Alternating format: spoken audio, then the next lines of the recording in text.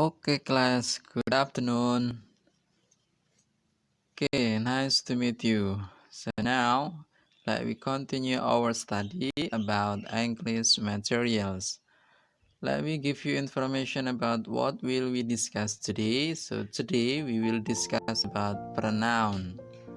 Baik, di dalam soal-soal ujian atau soal semester itu banyak sekali muncul soal pronoun. Jadi di dalam soal ujian bahasa Inggris biasanya ada soal yang namanya preference atau reference. Jadi reference itu biasanya berkaitan dengan pronoun. Baik, sebelum kita lanjut penjelasan tentang soal pronoun, kita akan lihat terlebih dahulu contoh soalnya. Baik, contoh soalnya seperti berikut. Misalnya number 1, the cat is sleeping on the rug. Bla bla bla, moon several times and falls. Bla bla bla, long tail. Nah, di sini ada dua titik-titik yang harus diisi dengan pronoun. Nah, inilah yang disebut dengan reference question. Nah, biasanya di dalam reference question ini yang ditanyakan adalah pronounnya. Jadi kata ganti yang menggantikan subjek, bisa menggantikan objek. Pokoknya untuk yang pronoun ini menggantikan benda atau orang yang ada di dalam kalimat tersebut. Baik, ini soalnya nanti bisa kita kerjakan. Kemudian untuk penjelasannya saya akan jelaskan terlebih dahulu tentang pronoun sendiri. Baik, langsung saja untuk penjelasannya. Jadi pronoun itu ada beberapa macam. Yang pertama adalah personal pronoun. Nah, personal pronoun ini dia ada dua macam. Yang pertama adalah subject pronoun, yang kedua adalah object pronoun. Maaf, di sana ada kesalahan mengetik. Di situ bukan inject tapi object. Baik, yang pertama subject pronoun seperti I, you, they, we, he, she, it. Kalian sudah tahu semuanya. Kemudian untuk yang object pronoun yang berada di belakang biasanya itu berupa me, you, them, us, him, her, and it. Nah, biasanya kalian sudah menggunakannya di dalam kalimat, maka pelajarilah nanti posisinya. Kalau I, you, they, we ini sebagai subjek, kalau untuk yang me, you, them, and extra itu sebagai objek. Kemudian yang kedua adalah possessive pronoun. Possessive sendiri artinya adalah kepemilikan. Jadi possessive pronoun itu misal my, your, their, our, his, her, its. Misalnya my book berarti itu adalah buku-buku, seperti itu. Jadi my ini berarti kepemilikan saya. Kemudian your berarti kepemilikanmu, their kepemilikan mereka, our kepemilikan kita, his kepemilikan dia laki-laki, her kepemilikan dia perempuan, dan its kepemilikan benda, binatang atau yang lain. Kemudian next, number 3 is reflexive pronoun. Reflexive pronoun ini artinya adalah menggantikan atau menerangkan tentang adverb atau keterangan. Misalnya keterangan Sarah kalau di sini. Jadi misalnya myself itu berarti artinya dengan saya sendiri. Misalnya I go to school by myself. Saya pergi ke sekolah sendirian. Myself itu menerangkan bahwa dia melakukan pekerjaan itu sendirian. Kemudian yourself juga sama, artinya kamu sendiri. Their self, mereka sendiri. Ourself, kita sendiri. Himself, dia sendiri. Kemudian itself, binatang atau benda sendiri. Kemudian yang keempat yaitu ada demonstrative pronouns. Demonstrative pronoun ini kita sudah bahas yang kemarin, yaitu tentang this and that, yang artinya this itu ini dalam jarak yang dekat, kemudian that itu artinya itu dalam jarak yang jauh. Kemudian ada relative atau conjunctive pronoun, yaitu ada who, whom, whose, and that. Nah, biasanya ini dipakai untuk menggabungkan satu kalimat dengan kalimat yang lain, atau dinamakan kalimat majmuk ya. Jadi ada anak kalimat dan ada induk kalimat. Nah, nanti untuk penjelasannya itu di lain waktu.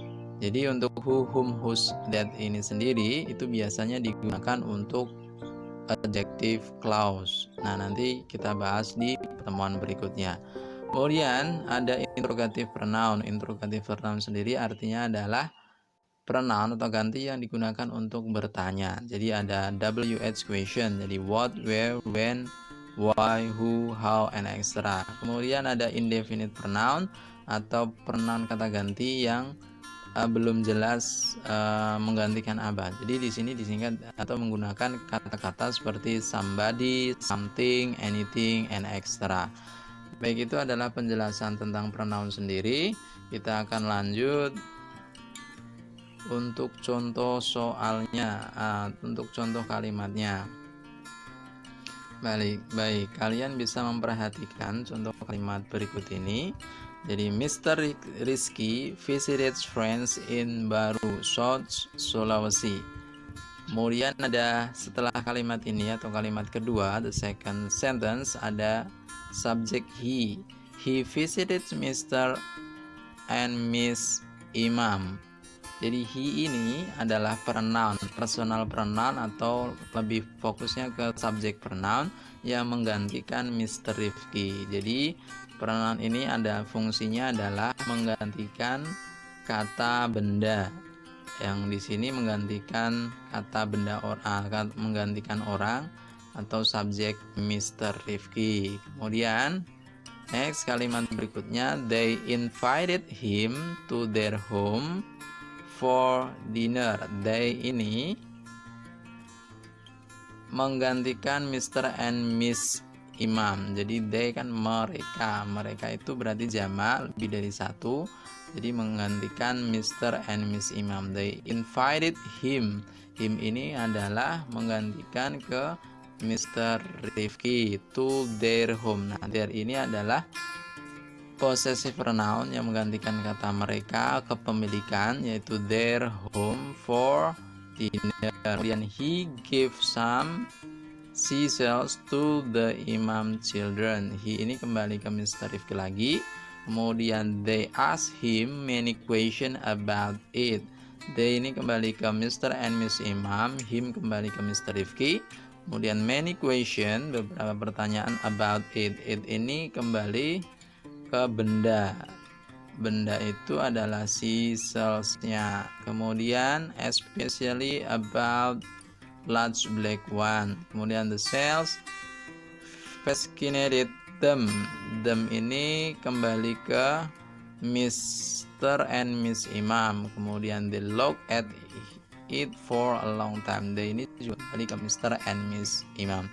Jadi nanti biasanya kata yang saya kasih warna merah ini itu nanti yang akan ditanyakan. Jadi kita harus memahami dulu kapan kita menggunakan what is it like subject pronoun, kapan kita menggunakan object pronoun, kapan kita menggunakan possessive pronoun dan yang lain. Jadi biasanya kita harus bisa memahami atau yang digantikan itu apa. Jadi misalnya kalau misalnya kalimat yang kedua misalnya he visited Mr. and Miss Imam. Jadi he ini adalah subject pronoun. Subject pronounnya siapa? Yang digantikan Mr. Rifki. Mr. Rifki itu adalah kata ganti orang pertama, laki-laki, berarti dia menggunakan he, begitu ya.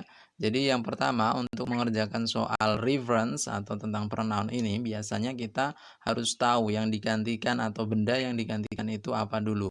Manusiakah atau orangkah atau animal atau benda yang lain.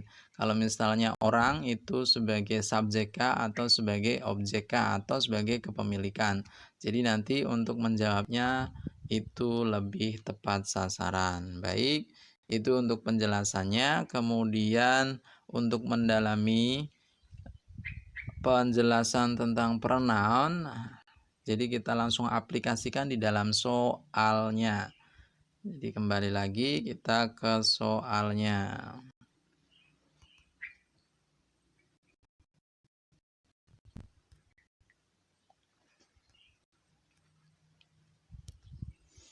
Baik, ini soalnya. Yang pertama, the cat is sleeping on the rug.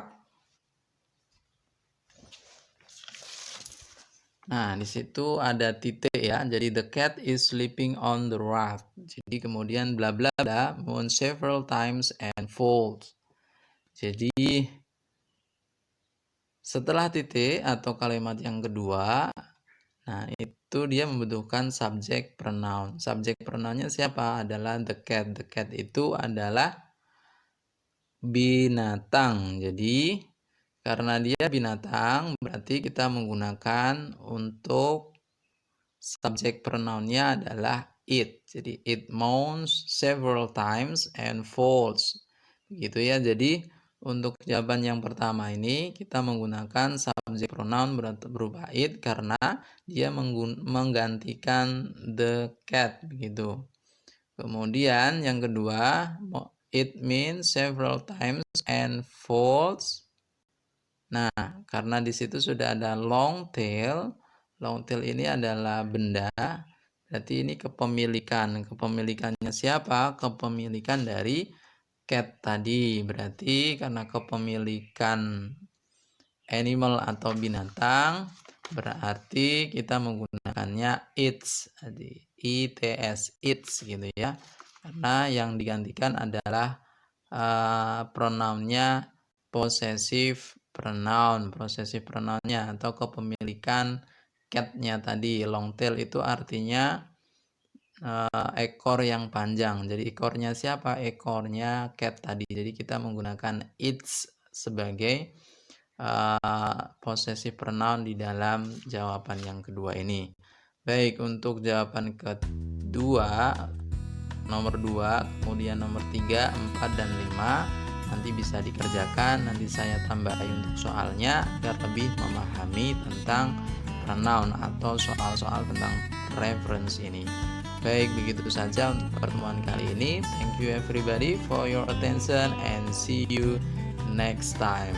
Stay good smart.